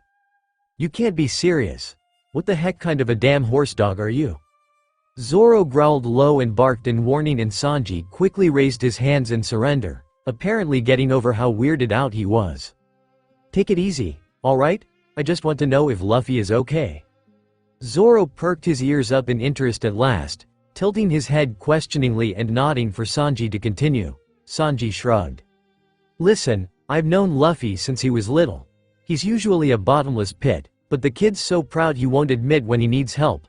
I know he couldn't get enough food on his own. My first question, has his brother come back yet?" Zoro shook his head in response, making Sanji purse his lips in concern. "No, do you know where he is?" Zoro shook his head again, drooping his ears to indicate his own frustration at that fact. Sanji crossed his arms in exasperation, muttering to himself. "That damn ace, leaving his brother alone like that. How's a 17-year-old kid with the brain of a 5-year-old supposed to fend for himself, huh?" Zoro had to agree with Sanji on that point. Luffy claimed he was fine and seemed to be holding up on his own for now, but Zoro knew that if Ace didn't show up soon or someone else stepped in, Luffy would burn himself out within a couple of weeks. "How's Luffy doing for food?" Sanji sighed, speaking to Zoro again, sounding perfectly comfortable talking to a dog now. Zoro hung his head and tilted it to either side in a so-so gesture. Luffy wasn't starving, but he wasn't getting as much as he should be, or rest for that matter. Sanji swore under his breath and rubbed the back of his head, looking distraught. "One more thing," he said, his tone lowering. "Luffy's not watching you for a friend, is he? You're just a stray he picked up off the street. So, was it this bad when he brought you in, and if so, why the heck did you stay?" Zoro felt his heart plummet guiltily at the chef's words. Every word of it was true, and despite his insistence that he had stayed for Luffy's sake, Zoro couldn't deny that he had been making Luffy's struggles harder just because he was enjoying the kid's company. He couldn't express these thoughts to the chef the same way he would be able to with Luffy though, and Zoro sighed, shaking his head at Sanji. Sanji scowled, not liking the lack of an answer, but even he recognized the language barrier at play and didn't pester Zoro for more. He sighed instead and turned to leave. "Thanks," he muttered, casting Zoro a final glance and retreating down the street towards the restaurant. Zoro stayed where he was, watching the blonde chefs retreating back with a sense of dread in the pit of his stomach. He could tell Sanji meant well, for Luffy's sake at least. But if Sanji felt as if Luffy couldn't handle things on his own anymore, what did that mean for Zoro? Despite himself, Zoro realized that the thought of leaving Luffy was a very unpleasant one. If it would be better for Luffy though, maybe he was just being selfish. Luffy seemed to realize something had happened when he spotted Zoro from the school archway at the end of day bell. Zoro tried his best not to let his gloomy mood show and refused to explain when Luffy asked, so the two of them forgot about it as they made their way to the restaurant together. Apparently Sanji had been thinking about it quite a lot as well, however, and he cornered Luffy the second they stepped through the back door. "Oh, hey Sanji. What's up?" Luffy said with a wide, cheerful smile, casting the blonde a curious glance. Sanji frowned down at Zoro and for a moment Zoro thought he was going to refuse to allow him to enter the restaurant. "We need to talk," the chef stated simply, taking Luffy by the shoulder.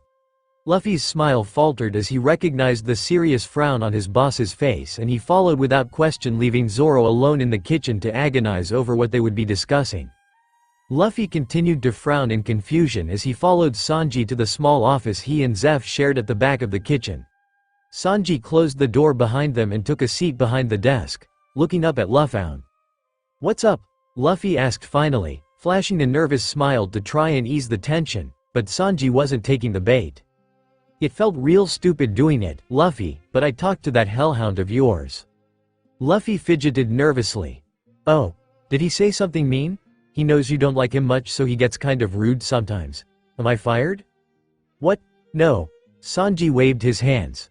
"Listen Luffy, I know Ace has been gone for more than just a few weeks and left you alone to fend for yourself. You can't possibly expect to be able to cope on your own with school and work and rent and that dog to feed." Luffy knew that he was ratted out, but he wanted to be clear on the matter. "Well, yeah, I guess it is a bit harder to deal with all that on my own, but I'm not desperate or anything. I've got a few bags of rice left, but the dog won't eat unless I eat, and sometimes he still won't eat until I had too much in. I'm not worried about the dog. It's stupid to have an animal in the first place if you can't even provide food for yourself," Sanji snapped, thumping his fist on the desk. "Where's your brother? Isn't he sending you money?" "I don't know where he is now, and the money thing stopped about a month ago," Luffy admitted, wringing his hands nervously. "I know I don't really have enough for the both of us all the time, but he's so smart, he saved me a couple of days ago, and he was close to starving to death, I couldn't leave him." Sanji sighed. "Listen, Luffy, this is a business. I can't be feeding you every day, but until Ace come back or starts sending you money again, I can let you eat a few meals here. I don't want any more of this hiding how bad things are. You're going to let me know when things get too rough, okay?" "Fine," Luffy muttered, frowning up at Sanji with a look of defeat. "And that dog, are you planning on keeping him? I'm not feeding both of you." "He's going to stay as long as he wants. He can choose to come or go, but I'm waiting until he gets better. You can't afford to manage two right now, Luffy." Luffy was silent for a moment, seemingly struggling to decide what he should do. Finally, the sound of the cook's screaming orders reached them through the office door and Luffy turned to leave. "I have to get back to work, think about it," Sanji called after him, his voice apologetic. Luffy didn't respond and left the room, leaving Sanji looking pain-stricken as he rubbed his temples. Later that evening, as Luffy and Zoro made their way back to Luffy's apartment by the light of the street lamps, Zoro began to lag behind, his heart heavy with the knowledge of what he would have to do. He had been thinking hard about what Sanji had said during their conversation and had weighed all the reasons why he should and shouldn't stay with Luffy. He wasn't surprised to find that there were more reasons to leave than stay, but he was annoyed at how sad he was about it. It all came down to the fact that he was a hindrance to Luffy's welfare and Luffy really didn't need him. Sure, Luffy had gotten into a number of scuffles in the streets before, but he had certainly shown that he wasn't helpless in a fight. Zoro was just one more mouth to feed and that was something Luffy didn't need. As Luffy pulled out his key and opened the door, Zoro didn't follow and stayed on the step with his tail hanging and his ears drooped. Luffy, noticing that Zoro wasn't following, turned back in confusion. "What is it, buddy?" His words were cheerful and curious, but his forced smile indicated he knew exactly what Zoro was doing. Zoro knew as much, and he didn't bother to vocalize his intentions in any way aside from giving Luffy a dejected stare. Luffy's smile faltered and his shoulders sagging unhappily. "It's something Sanji said, isn't it? He made a lot of sense," Zoro sighed, nodding. "Sanji's full of crap," Luffy shouted suddenly, making Zoro jump. Why does everyone think I need help all the time? I'm fine.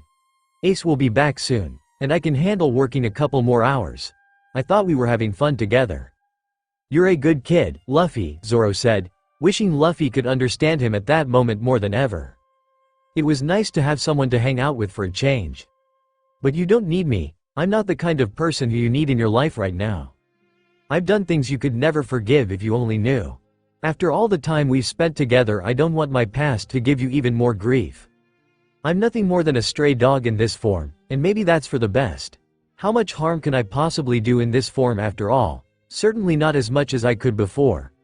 Besides, the fox said I would have to sacrifice myself for the person I cared about most if I'm going to turn back into myself. But that means being with you is going to put you in danger you'll need to be saved from, and I'm not going to risk that.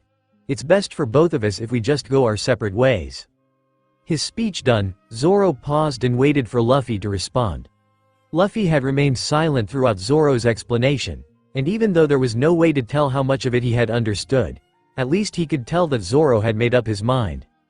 You're serious about this then? He asked, crouching to Zoro's eye level. Zoro nodded. Then I guess this is goodbye for now, but maybe we can still see each other around. You'll stay in town at least, right? He asked hopefully. Maybe when I go to and from school, or on my days off, or you could come visit us at the restaurant. Zoro could only nod obligingly, his tail wagging gently, making Luffy grin. You're just the coolest and most amazing dog in the whole world, you know that?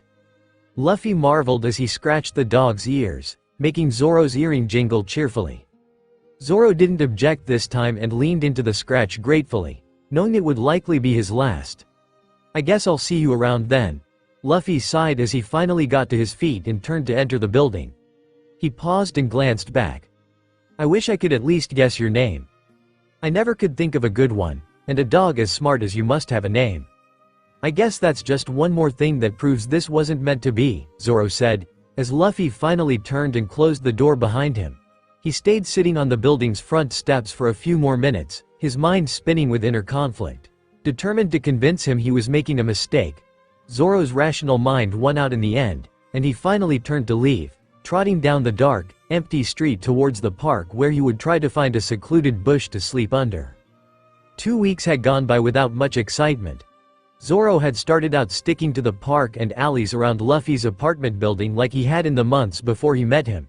He wasn't surprised to find a sandwich left near the site where he and Luffy had first met in one of the alleys near the park, but he left it alone. It was best for Luffy to forget about him, and taking the offered food would just encourage him. After a while he started to fan out, wandering the streets closer to the outskirts of the city. He found more food that way and there were less gangs getting in his way. The gangs he did meet he no longer ignored. He wasn't sure why, but for some reason he couldn't stomach being a passive bystander anymore. Anytime he saw a person getting mugged or hassled by a group of slimy street punks, he made sure to make his presence and displeasure known. By the end of the week, however, Zoro was growing anxious to check up on Luffy again. He started wandering back to the inner city, trying to convince himself that he was just going to see if Luffy's brother had returned yet and wouldn't allow Luffy to see him.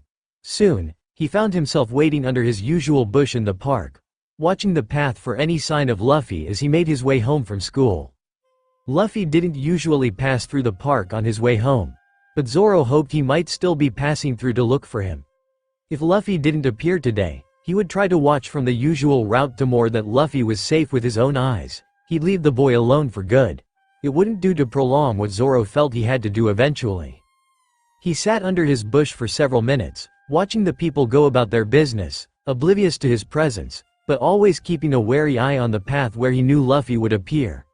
He was so focused on what was in front of him, that he was startled by a noose suddenly looping over his head and yanking him out from under the bush. Got ya! You damn demon dog! Helmeppo the dog catcher shouted triumphantly, tightening the noose of his catch pole around Zoro's neck so he couldn't wriggle free. You again? It's been almost a month, don't you ever give up? Zoro growled. He was in considerably better shape than he had been last time he met the bratty blonde dog catcher, and he was more than capable of overpowering the scrawny man on his own. He was just about to snatch the catchpole out of Helmeppo's hands and shake free when 2 more nooses fell over his head and tightened as well. Zoro grunted in surprise and turned to see that Helmeppo had brought reinforcements as two more men wielding catchpoles sneered at him from behind. "You're not getting away this time, mutt, so I suggest you come quietly like a good boy," Helmeppo sneered in his whiny voice. "Like hell I am," Zoro barked. He wriggled, trying to get at an angle where he could rush at one of them without getting strangled by the other two. But the three men were fanning out at 3 points all around him and pulling together, forcing Zoro to follow them or be unable to breathe. Zoro found himself being steered off the path towards a van waiting near the edge of the park, and he struggled harder, feeling the nooses tighten as the three dog catchers struggled to keep their hold on him. With a strangled yelp, Zoro lunged and managed to unbalance Helmeppo, who teetered for a moment before pulling harder on his catchpole, completely cutting off Zoro's air. Zoro released a strangled gasp as he felt himself blacking out, but just as everything was going dark he heard an angry shout and felt one of the nooses loosen. "Let him go!" a familiar voice shouted, and Zoro's eyes regained focus to see Luffy yanking the catchpole out of Helmeppo's hands and snapping it over his knee. Zoro's heart soared 1 second, then fell the next. It felt wondrously good just to see Luffy's face again. At the same time though, this was exactly what he hadn't wanted to happen, to let Luffy catch sight of him and get his hopes up. "What are you doing?" Helmeppo squawked, stamping his foot like a child as Luffy tossed the broken pieces of his catchpole away. "Go away, kid, this dog is dangerous," one of the other men shouted, barely keeping his hold on Zoro now that Helmeppo wasn't holding him. "That's my dog, let him go. You're choking him to death," Luffy ordered. "Your dog?" The other dog catcher laughed. "There's no way this monster of a dog could live in a stable household. Kid, quit trying to cause trouble and let us dispose of this animal properly." "He's living with me, and he's just fine," Luffy insisted. "If that's true, why isn't he wearing a collar?" Helmeppo demanded, grinning as if he had finally caught Luffy in his lie. Luffy snorted. "You think I'd make him wear one of those dorky things?" Helmeppo laughed. "Oh really, then what's this thing's name?" "Name, yes, you gave your dog a name, didn't you? And if he's as tame as you claim, he should come when he's called. Go ahead, call him." Zoro was a bit afraid of this. He cast Luffy a pleading glare that Luffy would easily understand. "You had better come up with a good name, kid, or I'll never forgive you." The two dog catchers still holding Zoro slowly loosened their nooses until Zoro was able to shake the wires off his head. Luffy bent down without hesitation and smiled. "Zoro, come here, boy." Zoro could barely contain a bark of relief as he immediately lunged for the boy, allowing himself to be enclosed in Luffy's arms. "Good boy, Zoro." Luffy laughed, hugging the dog around the neck. "Zoro," Helmeppo scoffed. "Isn't that the name of that monster swordsman who disappeared a few months ago?" "You're the one who just called my dog a monster. I'd say it fits him fine," Luffy retorted, rubbing his hands up and down Zoro's neck as both an affectionate gesture as well as comfort after his near strangling. Helmeppo's lips formed a pout as he turned visibly red in the face. "Whatever, so he's your dog. But you better put a collar on that thing. If I see him on the streets without a license again, I'm taking him to the pound and you're not getting him back." "Fine, fine," Luffy said, scoffing. "Come on Zoro, let's go home." Zoro didn't object in the least, and he cast the three pouting men a smug grin as he and Luffy walked casually out of the park. When they were out of sight of the dog catchers, Luffy suddenly knelt down and hugged Zoro again, and Zoro was shocked to realize he was crying. "What the heck, kid? It's not like I was going to let them actually get me into that van or anything," Zoro whimpered, uncomfortable with the boy's tears. "I'm just so glad you're here," Luffy sobbed, and Zoro was relieved to hear the smile in his friend's voice despite the tears. After a few seconds, Luffy finally wiped his eyes dry and released Zoro, leaning back to look at him properly. "Do you like your name?" "Of course." Zoro laughed, wagging his tail in amusement. Luffy giggled with relief and finally got to his feet when a stern look suddenly replaced his grin. "I'm glad. It looks like you're staying with me from now on, so I don't want you to leave me again. Understand, Zoro?"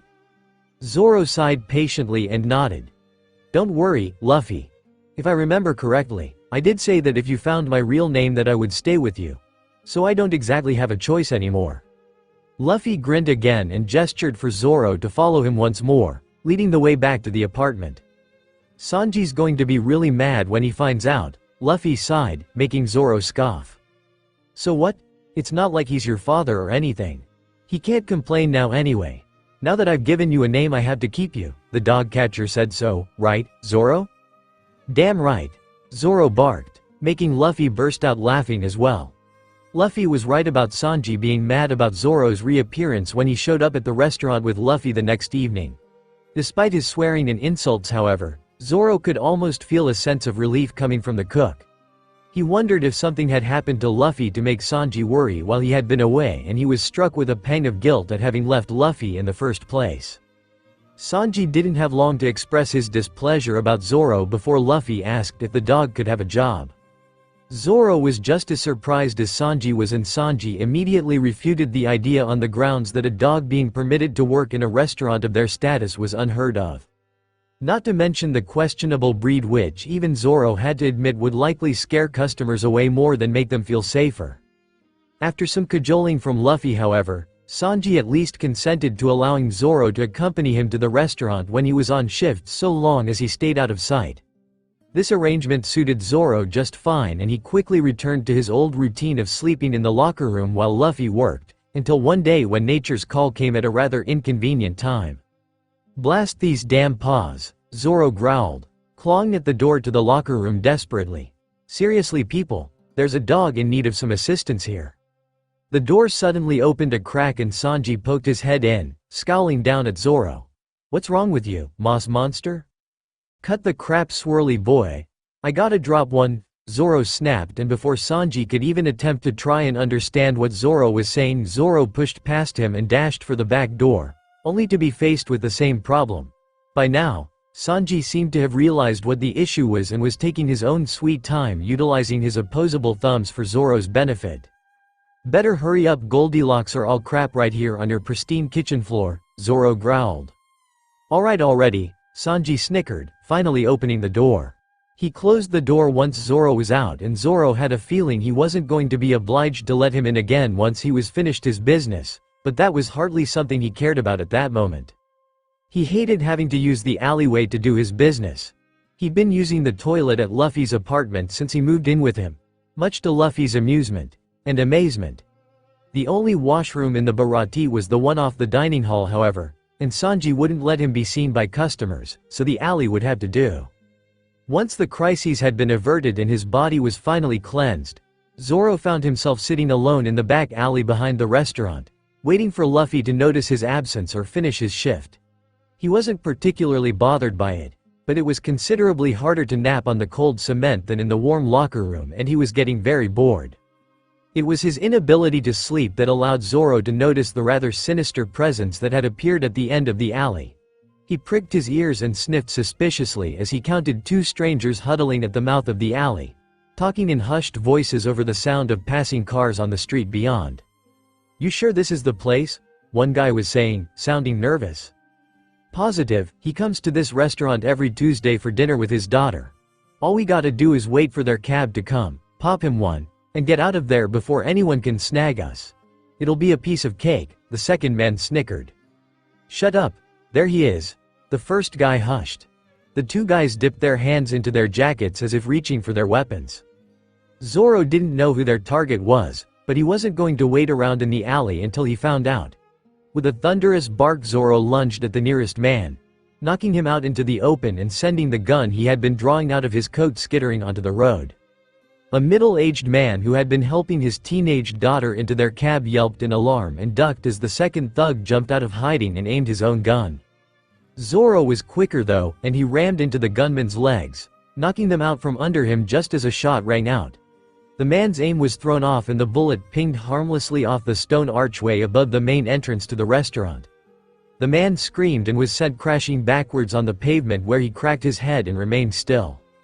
The first man had gotten over his shock at Zoro's earlier attack and scrambled to his feet, looking as if he wanted to make an escape rather than try to fight now that their plan had been foiled. Zoro spun around and dashed after him, snapping his teeth at the man's ankles, and he tripped with a cry of alarm. Zoro pounced and knocked the man flat on his face, pinning him with his full 180 pounds of pure dog muscle. Zoro kept the man there until Sanji, Luffy, and a bunch of frightened customers ran out of the restaurant. leaping to action to help restrain the two men and help the victims. The man the two thugs had been targeting had fallen back onto the pavement with his arms over his head and was only now getting to his feet as his daughter and some concerned customers asked if he was all right. Some other customers relieved Zoro of guard duty in the meantime, securing the thug's wrists together with some rope and heaving him to his feet. Luffy, seeing Zoro in the middle of everything, ran up to meet him, his eyes bright with barely contained excitement. "Zoro, what happened?" Zoro could only shrug, nodding at the panic and confusion around them.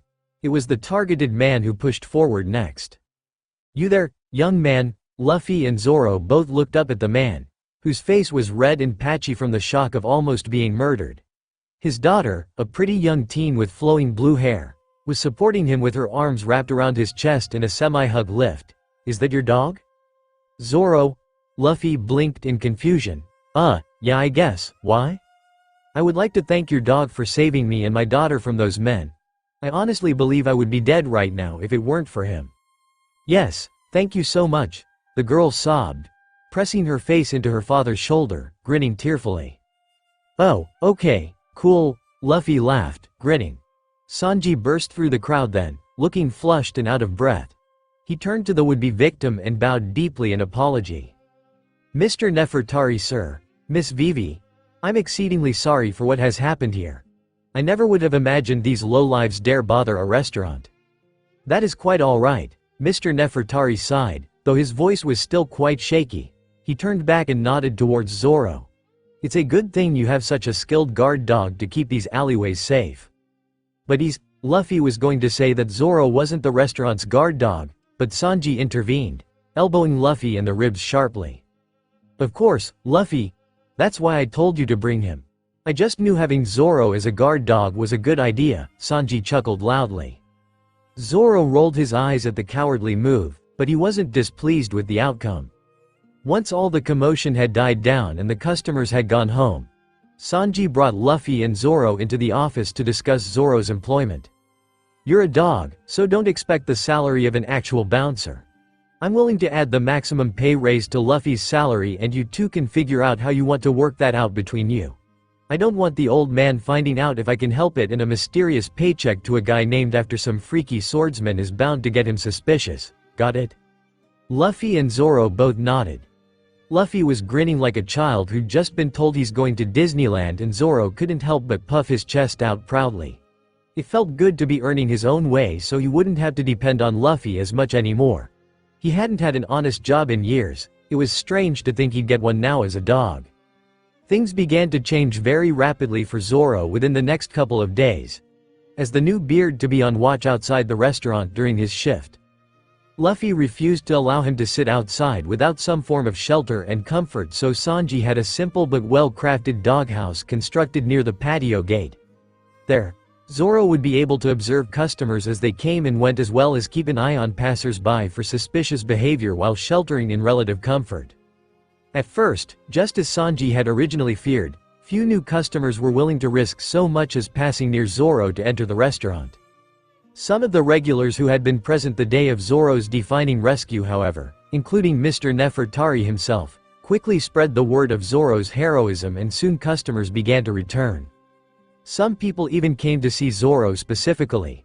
One family claimed they were too afraid to take their children to any other restaurant in the neighborhood, but when they saw their toddler climbing all over Zoro's back as he lay patiently at his post, they declared they would be coming regularly.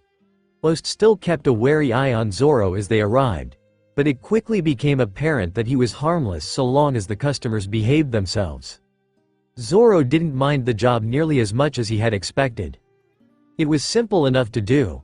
All he had to do was lay in his warm station and watch for troublemakers, which he rarely saw. If he did see someone that looked like they were up to no good, he got up, stood in the patio gateway at his full height, and made his presence known. Anyone with thoughts of causing trouble for the restaurant or its customers would scuttle away really quick once they realized who was guarding it. Sanji even opened the patio to customers, something he claimed he hadn't been able to do in years with the rise in crime in their neighborhood. With Zoro watching over them, customers felt safe eating in the cool fall air again, and business was booming. To Zoro, the job was certainly more interesting than staying cooped up in the cramped locker room for hours on end. and Luffy got to bring home a hefty paycheck at the end of the week. Since he was no longer locked in the back room, Zoro also began to get acquainted with some of the other Baratie employees. Patty and Carne were the two other cooks who worked under Sanji in the kitchen. They were both large, burly men with very little to say that wasn't shouting or swearing. They seemed to have the same irritated acceptance that Sanji had when it came to their new bouncer, since their jobs had very little to do with him.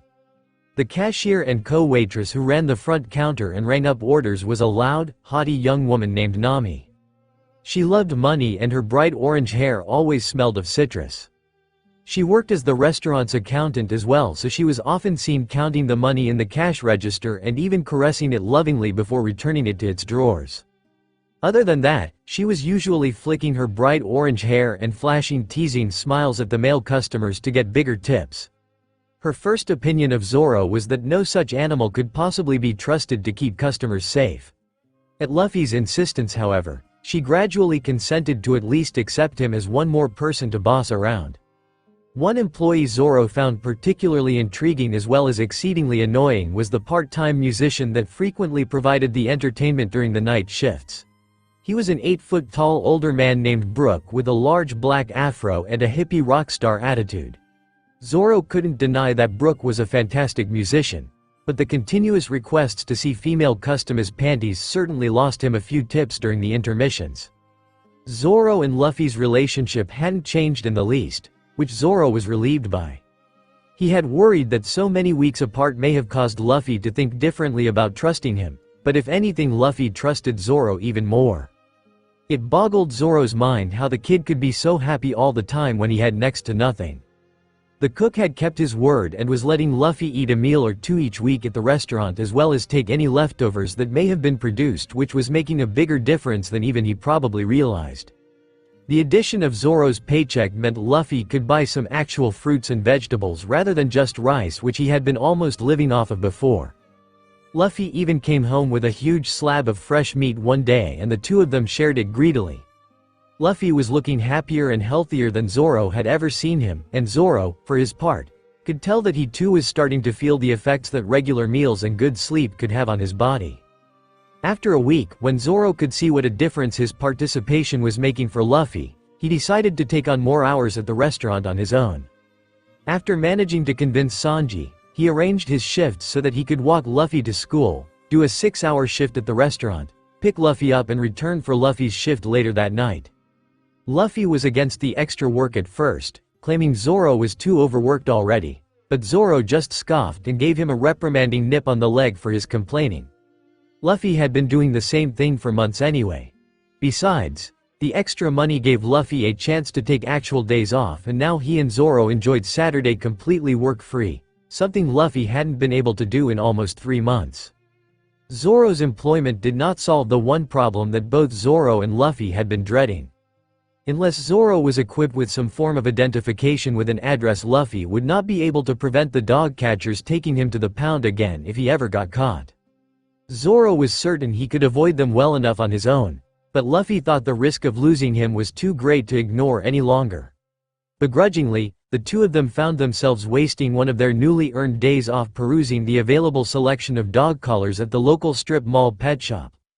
Luffy studied the leather, camo, and metal-studded straps with a wrinkled nose. "I don't know," Luffy sighed, his shoulders drooping as if he was exhausted.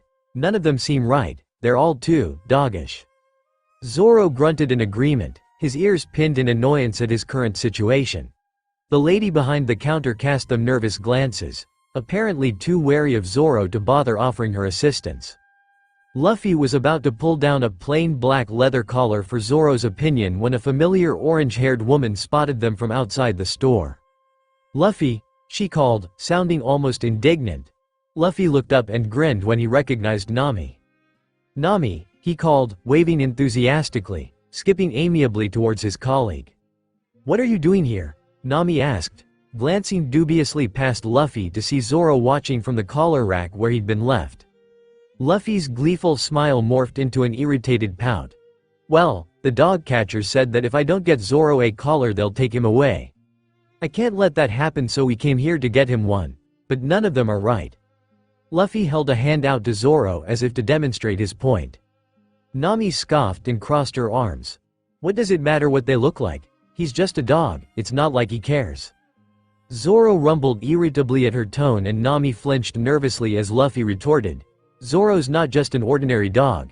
He's my friend, I don't want him to have to wear one of these dorky things. He mimicked her crossed arms indignantly. Nami stepped past Luffy towards the collar rack and pulled down a dark green leather collar. Well, just pick out a solid colored one, that shouldn't look too dorky.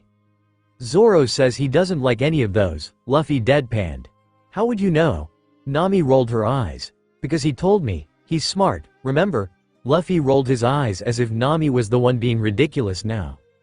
Nami sighed in exasperation, casting Zoro a doubtful glance which was quickly replaced by a thoughtful frown.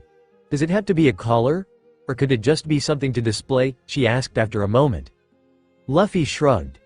Well, I guess it just needs to be something with his name and address, but how can we do that without a collar? Nami's face split into an unexpectedly pleasant smirk. I know just the thing. She suddenly reached out and grabbed Luffy by the wrist. Come with me. You too, Zoro. She tugged Luffy out of the store before he could protest.